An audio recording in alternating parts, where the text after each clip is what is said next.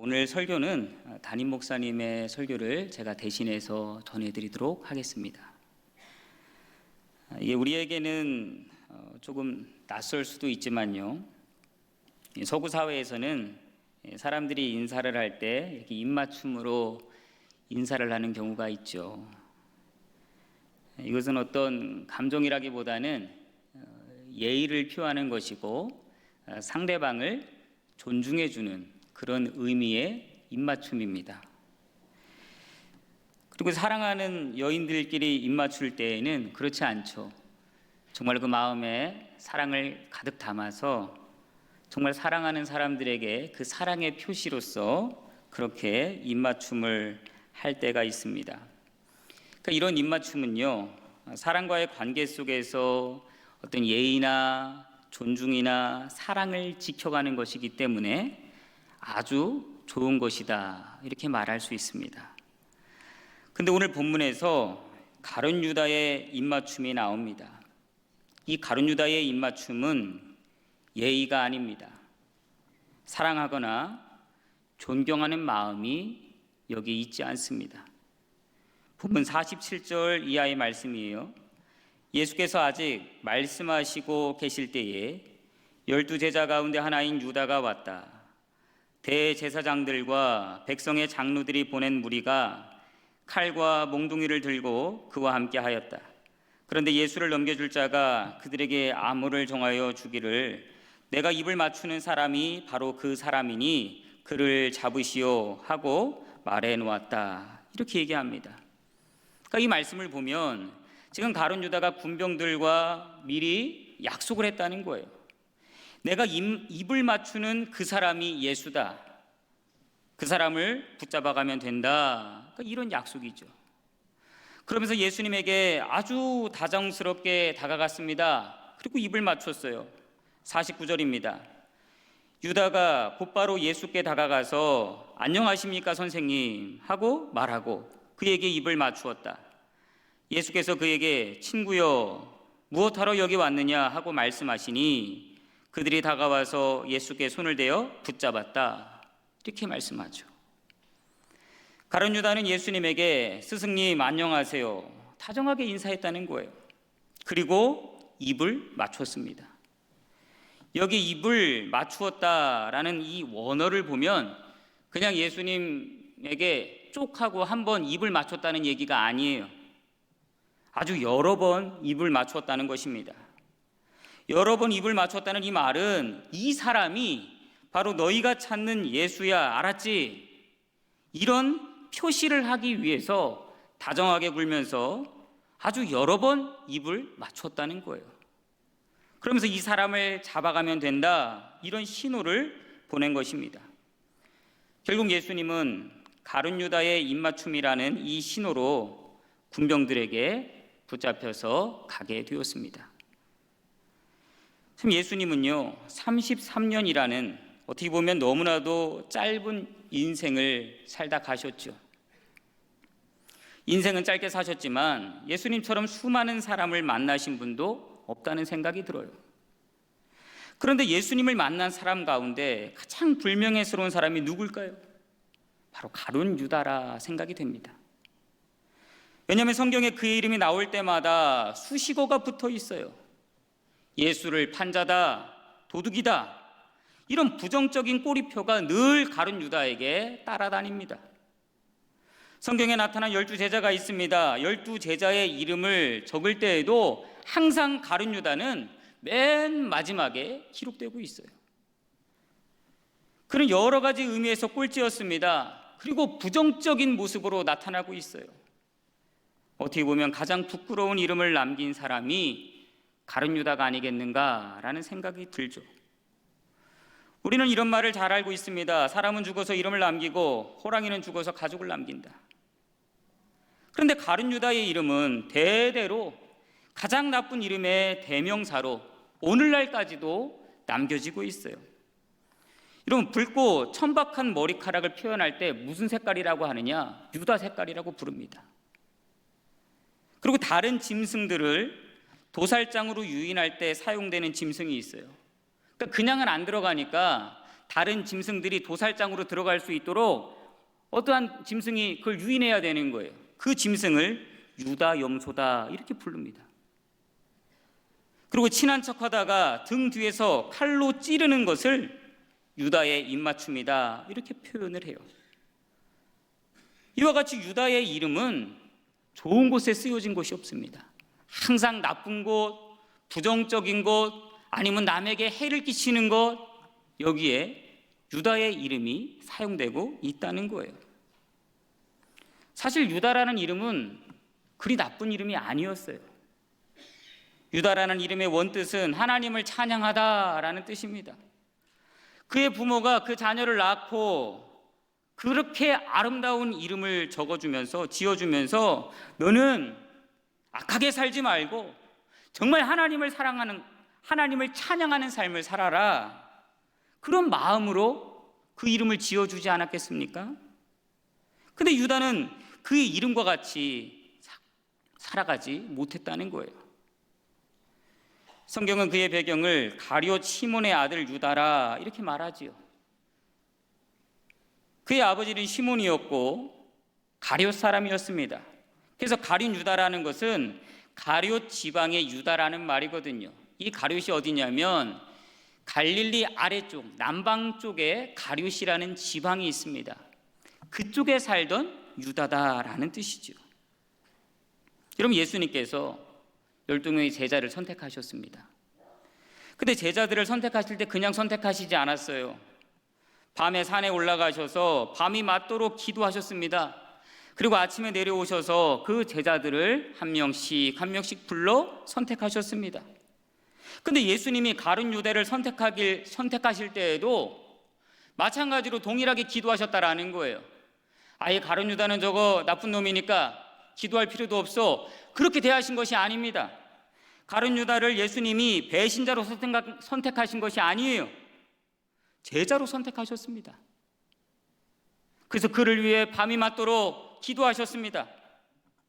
그리고 예수님은 그에게 편견을 가지신 것도 아닙니다. 어떤 차별을 가지신 적도 없어요.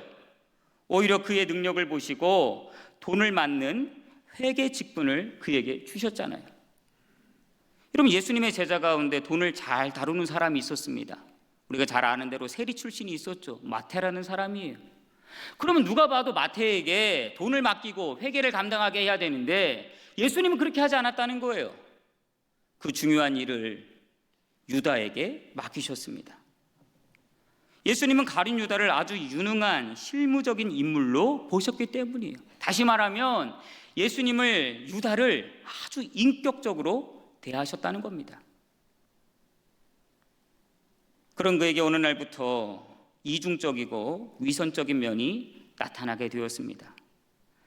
베다니의 마리아가 예수님의 발에 향유를 부었을 때 일이에요.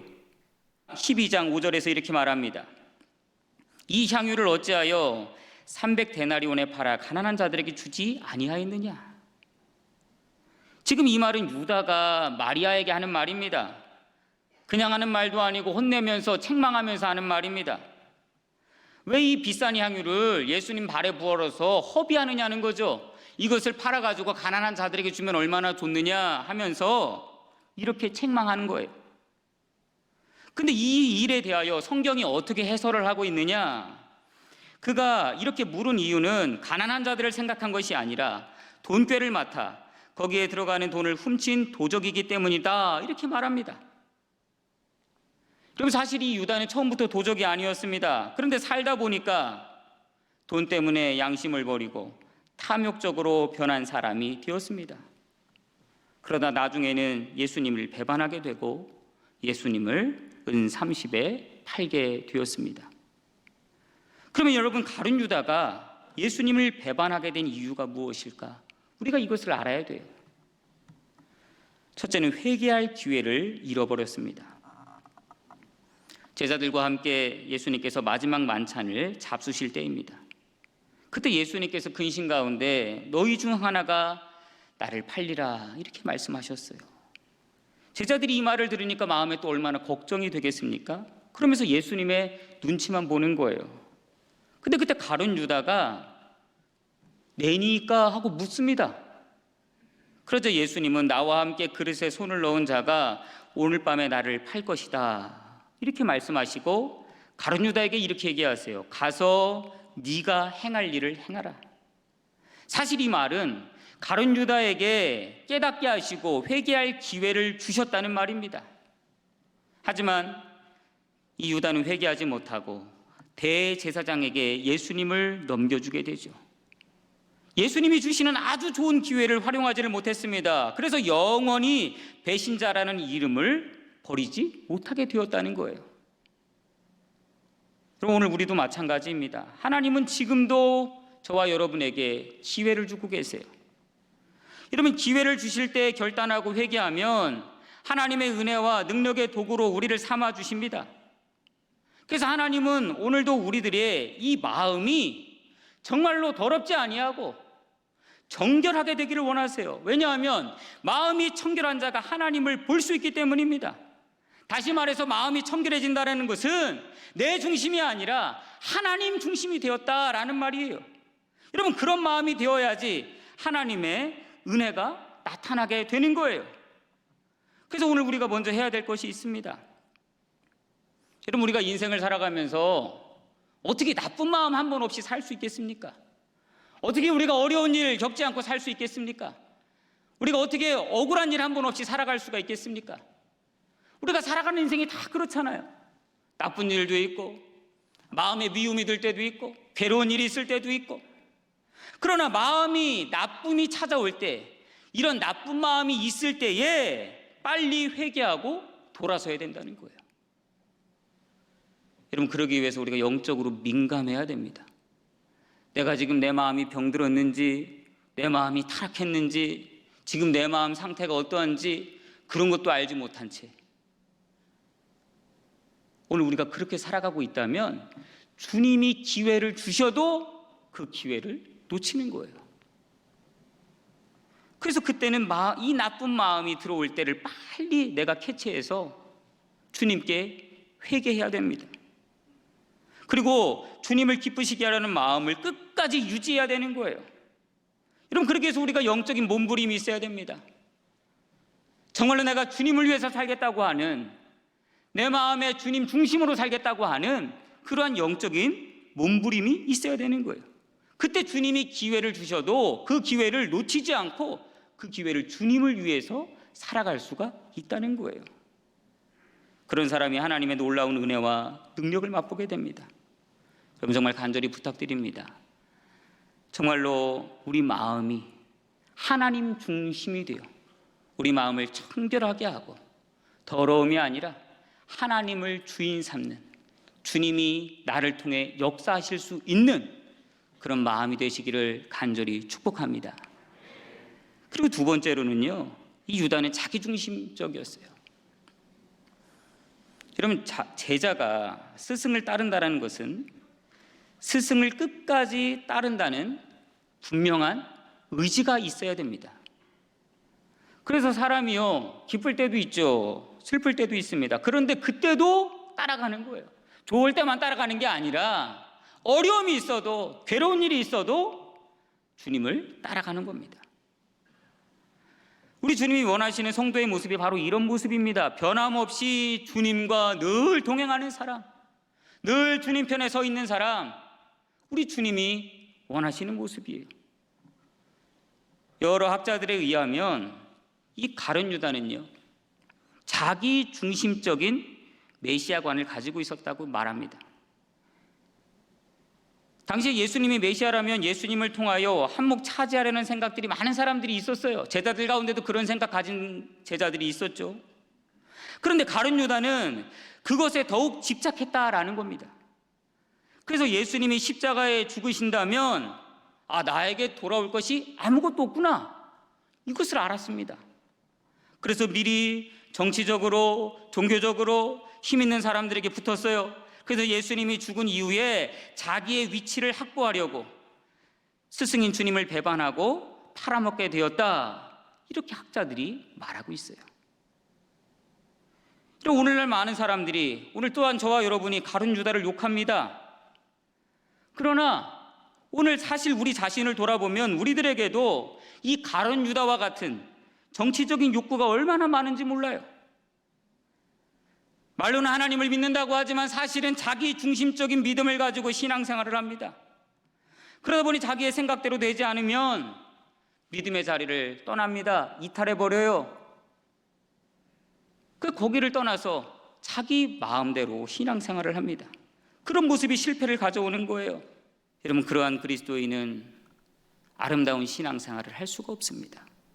간절히 부탁드리는 것은 오늘 우리 마음을 다 내려놓고 내 중심이 아니라 우리 주님이 중심 되시고 우리 주님만 바라보며 믿음으로 따라가는 저와 여러분 될 수 있기를 간절히 축복합니다. 그리고 세 번째는요, 물질에 너무나도 많은 관심을 가졌어요.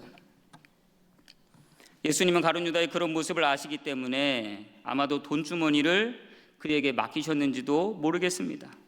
그러나 그는 물질적인 욕심이 너무나도 컸어요. 예수님을 따르는 제자의 신분으로 이 물질에 대한 욕심을 버리지를 못했다는 거예요. 그 증거가 아까 앞에도 말씀드린 것처럼 300데나리온이나 되는 향유를 가져다가 정말로 그 옥합을 깨트려서 예수님을 사랑하고 예수님을 존경하고 예수님께 감사합니다 이런 표현을 했던 그 여인을 꾸짖으면서 그것을 팔아서 가난한 자들에게 주었으면 좋겠다 이렇게 가룟 유다가 얘기했다고 그랬잖아요. 근데 성경이 뭐라고 했습니까? 가룟 유다의 그런 이유는 정말로 가난한 자를 생각한 것이 아니라 저는 도적이라 그 돈을 훔쳐가려 한다 이렇게 성경이 증거하고 있습니다. 여러분, 이것은 오늘 우리도 마찬가지입니다. 예수님을 믿고 따른다는 것을 마치 이 세상에서 어떤 문제가 해결되고 잘 되고 부자가 되는 것으로 생각하는 사람들이 얼마나 많은지 몰라요. 그런 은혜와 축복이 예수님을 믿으면서 없다는 말은 아닙니다. 있어요. 분명히 있습니다. 그러나 그것은 이미 우리들에게 예수님이 다 준비해 주셨어요. 중요한 것이 무엇입니까? 순수한 마음으로, 순수한 믿음으로 내가 정말로 주님의 영광만을 위해서 살겠다라는 그런 마음 자세가 있어야 된다는 거예요. 근데 많은 사람들이 이 순서를 뒤바꿉니다. 하나님, 이것을 해주시면 이걸 하겠습니다. 하나님, 이걸 풀어주시면 내가 이와 같이 하겠습니다. 늘 조건부적이에요. 늘 조건적으로 계산하고 따집니다. 이거 먼저 해주시면 이렇게 하겠다. 이거 먼저 해주시면 이렇게 하겠다. 이게 가룟 유다의 마음과 같은 것입니다. 주님이 원하시는 건 그게 아니에요. 여러분, 신앙의 본질이 무엇입니까? 내가 정말로 하나님께 받은 은혜와 그 사랑이 너무나도 커서 내가 주님만 따르겠습니다. 주님 말씀에 그저 순종하겠습니다. 나는 말씀대로 충성하겠습니다. 그렇게 믿음으로 살아가다 보면 하나님의 은혜가 임하는 거예요. 할렐루야. 이 순서를 우리가 바르게 해야 됩니다. 그래야 우리가 진정한 신앙의 사람으로 살아가지 않겠습니까? 여러분, 그러므로 우리가 조금 힘들고 어려워도 너무 물질을 사랑하지 마세요. 물질에 빠지다 보면 주님을 잃어버리게 됩니다. 그러므로 오늘 저와 여러분은 물질보다는 믿음으로 주님을 더 사랑하는 그런 은혜로운 종들이 되시기를 간절히 축복합니다. 그리고 네 번째로 이 가룟 유다가 사단에게 속았습니다. 가룟 유다는 지금까지 말씀드린 이런 세상적인 욕망들을 마음에 가지고 있었어요. 그러니까 이런 기회를 사탄이 그냥 내버려 두지를 않습니다. 요한복음 13장 2절에 이렇게 말합니다. 저녁을 먹을 때에 악마가 이미 시몬 가룟의 아들 유다의 마음속에 예수를 팔아넘길 생각을 불어넣었다. 여러분, 우리는 사단이 감히 나에게 역사하지 못하도록 우리의 마음 문을 잘 관리해야 됩니다. 여러분, 이게 조금만 열어두잖아요. 조금만 틈이 생겨도 마귀는 틈 탄다고 하잖아요. 그 틈을, 그 기회를 절대로 놓치지 않습니다. 할 수만 있으면 지금도 산길자를 두루 찾아다니는 정말로 굶주린 사자의 모습처럼 마귀가 지금도 믿는 자를 어떻게 해서든 실족시켜서 마귀의 밥이 되게 하고 지옥으로 끌고 가려고 지금도 얼마나 마귀가 역사하는지 몰라요. 그래서 우리는 이러한 사단의 밥이 되지 말아야 됩니다. 그 마음 단속을 잘 해야 되는 거예요. 여러분, 우리가 어떤 생각을 하고 있는지 우리 자신을 한번 돌아보세요. 여러분, 정말 믿음의 일만을 생각하십니까? 아니면 그냥 내가 작은 일이 있더라도 살아가면서 불평과 원망할 때가 많이 계십니까? 여러분, 우리 자신을 잘 돌아봐야 됩니다. 지금 내 마음에 어떤 일이 일어나고 있는가? 지금 내 마음의 틈을 사단에게 내어주고 있는 것은 아닌가? 우리가 늘 내 마음을 잘 점검해야 된다라는 거예요. 그래서 믿음의 사람은 그 말하는 것을 보면 알 수 있습니다. 왜요? 그 말은 어디에서 나옵니까? 마음에서 시작되는 거예요. 그 마음에 품은 것이 말로 나오고 행동으로 나오는 것입니다. 여러분, 이 시간 이후로 결단하셔야 됩니다. 하나님, 나는 정말 감사하며 살겠습니다.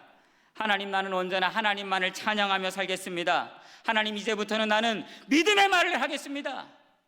이런 결단이 저와 여러분 가운데 있기를 축복합니다. 날마다 결단해야 돼요. 마귀에게 틈을 내어주면 안 돼요. 그래서 우리 마음이 마귀가 역사하는 장소가 아니라 하나님의 성령이 역사하시고 하나님의 성령이 다스리시는 그런 마음이 되어야 될 줄 믿습니다. 여러분, 그러면요, 이 마귀가 얼쩡거리다가도 아이고, 이 사람 믿음이 대단하네, 하나님이 함께 하시네, 도망간다니까요. 절대로 우리의 마음의 틈을 마귀에게 내어주서는 안 됩니다. 우리 힘으로 할 수 없어요. 그래서 우리가 주님께 기도하지 않으면 내 마음을 지킬 수가 없는 거예요.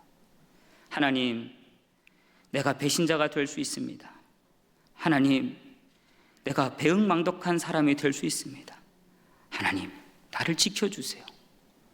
하나님, 나를 살려주세요. 하나님, 나를 도와주세요.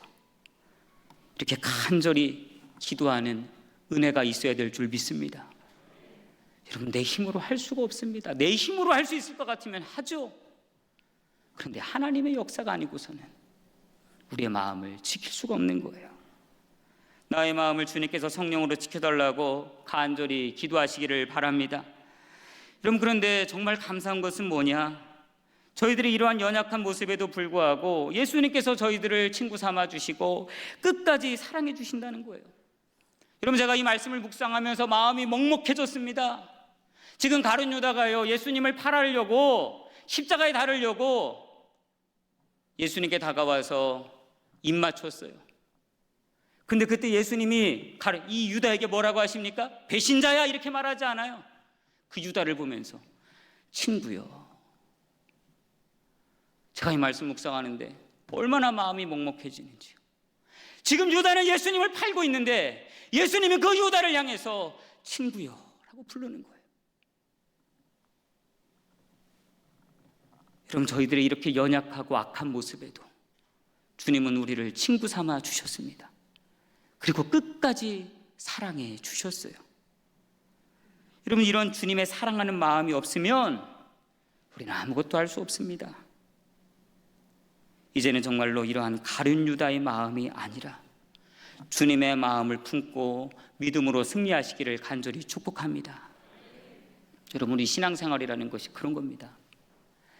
정말로 예수 믿고 한순간에 변화되는 경우도 있습니다. 그런데 많지 않아요.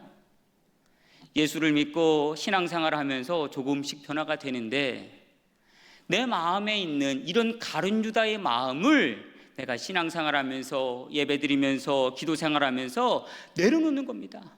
그리고 그 빈 마음에 주의 마음을 채우는 거예요. 내 마음을 채우는 것이 아니라 주의 마음을 채워서 내가 주인 되는 삶이 아니라 주님이 주인 되시고 주님이 이끌어 가시는 은혜로운 삶을 살아가는 것이 우리 신앙생활의 본질 아니겠습니까? 여러분, 정말 주님이 우리에게 원하시는 것이 이겁니다. 네가 지금까지는 가룟 유다의 마음으로 살았지만 이제는 그 마음이 변화되어서 주의 마음을 품고 하나님 나라의 동역자가 되기를 원하는 마음, 이것이 우리 주님의 바람입니다. 오늘 저와 여러분은 우리 주님께 어떤 입맞춤을 하고 계십니까? 우리의 입맞춤이 가룟 유다의 입맞춤이 아니라 정말 주님을 사랑하고 정말 주님을 존경하고 정말 주님께 헌신하는 그런 아름다운 입맞춤이 되시기를 예수님의 이름으로 간절히 축복합니다.